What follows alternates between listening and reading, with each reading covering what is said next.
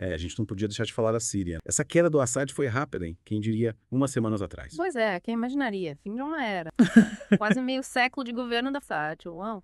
E o impacto disso na região vai ser enorme. A gente tem que mergulhar nisso. Você trouxe um material incrível sobre essa mudança, aliás. Oh, sim. E a gente vai tentar desvendar como chegamos nesse ponto, quem são os atores principais e, claro, as incertezas do futuro. Exatamente. O da Síria é uma grande interrogação. E para começar, acho que vale a pena a gente voltar um pouco no tempo, né? Entender a trajetória do Bashar al-Assad. Ele assumiu o poder em 2000 com aquela, né, aura de esperança de um regime mais aberto, mas Muita gente acreditou que ele seria diferente do pai. que ele ia romper com o passado, né? Com a repressão do pai, o Hafez al-Assad, que governou a Síria por quase 30 anos. Mas essa esperança durou pouco, né?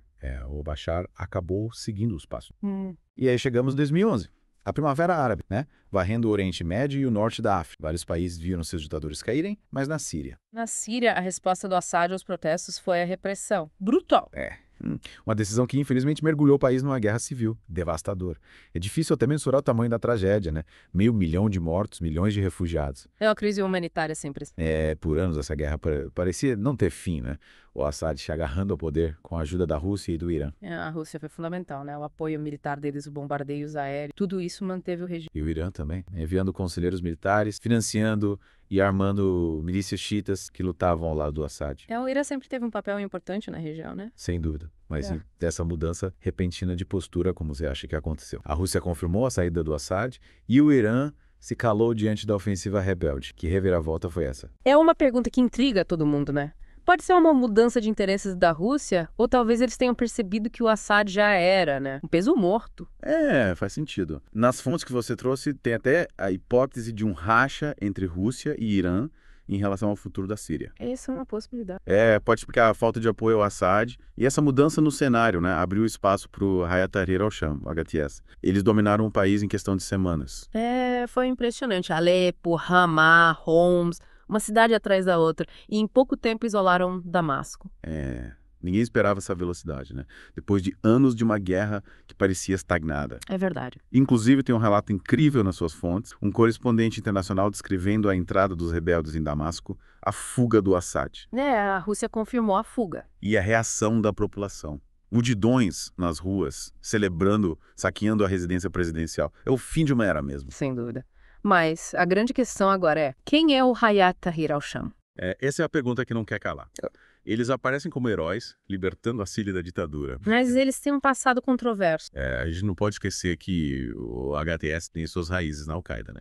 Isso preocupa e muito a comunidade internacional. Apesar de tentarem se mostrar como uma força nacionalista, moderada, com um discurso mais diplomático, até conciliador. Eles ainda são considerados terroristas pela ONU e por vários países. É verdade. E aí fica a questão, será que a queda de um ditador justifica a ascensão de um grupo extremista?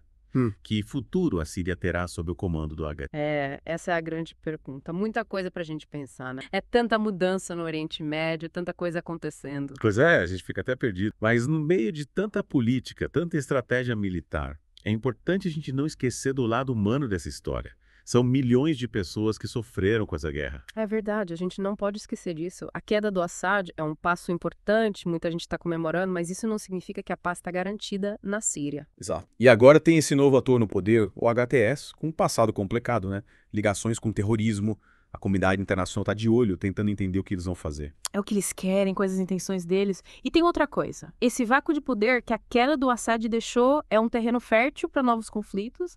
A Síria está fragmentada, vários grupos armados controlando partes do território. A chance de novos conflitos é grande. E quem sofre com isso, Sírio?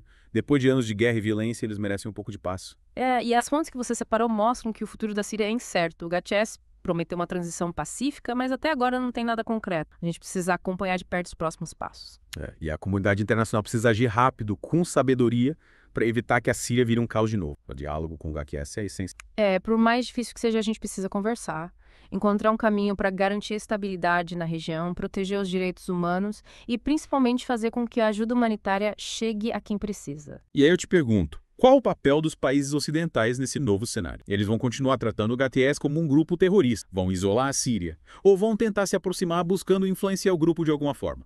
É um dilema, né? Não tem resposta fácil, mas uma coisa é certa, a comunidade internacional não pode se omitir. A Síria precisa de ajuda para se recuperar, construir o país, para superar os traumas. Falando em futuro, o que a gente pode esperar da Síria daqui para frente? Olha, é difícil prever, a situação é muito volátil, mas a gente pode tentar analisar alguns cenários possíveis. Que cenários? A gente pode pensar num cenário otimista, né? O HTS se distancia do passado, tenta se legitimar no poder, governa de forma moderada, respeita os direitos humanos, busca a reconciliação nacional.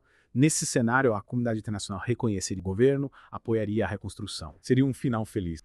Mas imagino que você também tem um cenário. Infelizmente, sim.